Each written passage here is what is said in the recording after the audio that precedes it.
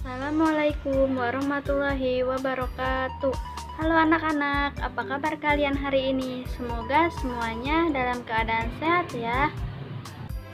Hari ini kita akan belajar tema 8, subtema 1, pembelajaran 1, muatan pembelajaran bahasa Indonesia. Berikut adalah kompetensi dasar pembelajaran pada hari ini.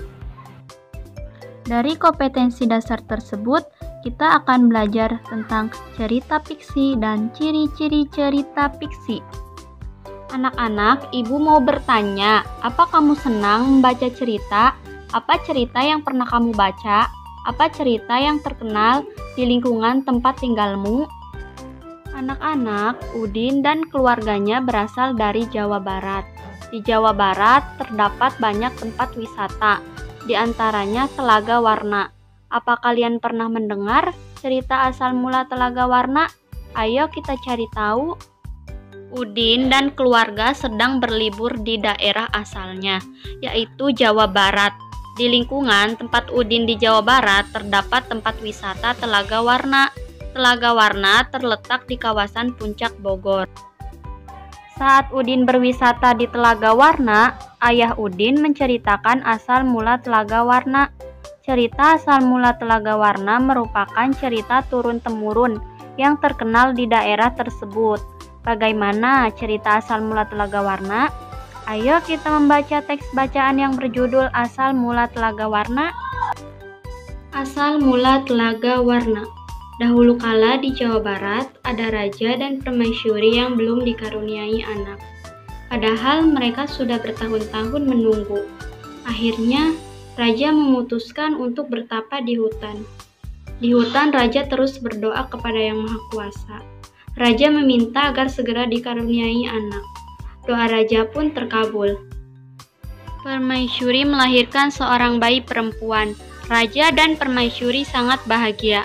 Seluruh rakyat juga bersukacita menyambut kelahiran putri raja. Raja dan permaisuri sangat menyayangi putrinya. Mereka juga sangat memanjakannya. Segala keinginan putrinya dituruti. Tak terasa, putri raja telah tumbuh menjadi gadis yang cantik. Hari itu dia berulang tahun ke-17. Raja mengadakan pesta besar-besaran. Semua rakyat diundang ke pesta. Raja dan permaisuri telah menyiapkan hadiah istimewa berupa kalung. Kalung terbuat dari untayan permata berwarna-warni. Saat pesta berlangsung, raja menyerahkan kalung itu. Kalung ini hadiah dari kami. Lihat, indah sekali bukan? Kau pasti menyukainya, kata raja. Raja bersiap mengalungkan kalung itu ke leher putrinya. Sungguh di luar dugaan, putri menolak mengenakan kalung itu. Aku tak suka kalung ini, ayah, tolak putri dengan kasar. Raja dan permaisuri terkejut. Kemudian permaisuri berusaha membujuk putrinya dengan lembut. Permaisuri mendekat dan hendak memakaikan kalung itu ke leher putrinya. Aku tidak mau, aku tidak suka kalung itu jelek, teriak putri sambil menepis tangan permaisuri. Tanpa sengaja kalung itu terjatuh, permata-permatanya tercerai-berai di lantai. Permaisuri sangat sedih, permaisuri terduduk dan menangis. Tangisan permaisuri menyayat hati. Seluruh rakyat yang hadir turut menangis. Mereka sedih melihat tingkah laku putri yang mereka sayangi.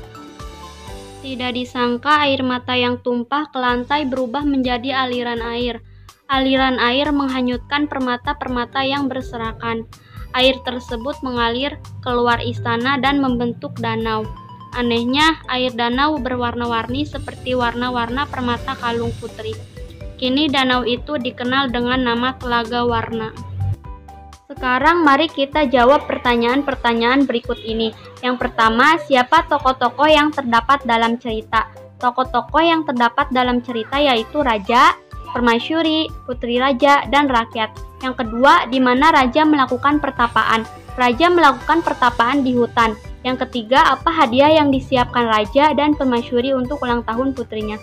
Hadiah yang disiapkan raja dan permaisuri untuk ulang tahun anaknya adalah kalung terbuat dari untayan permata berwarna-warni.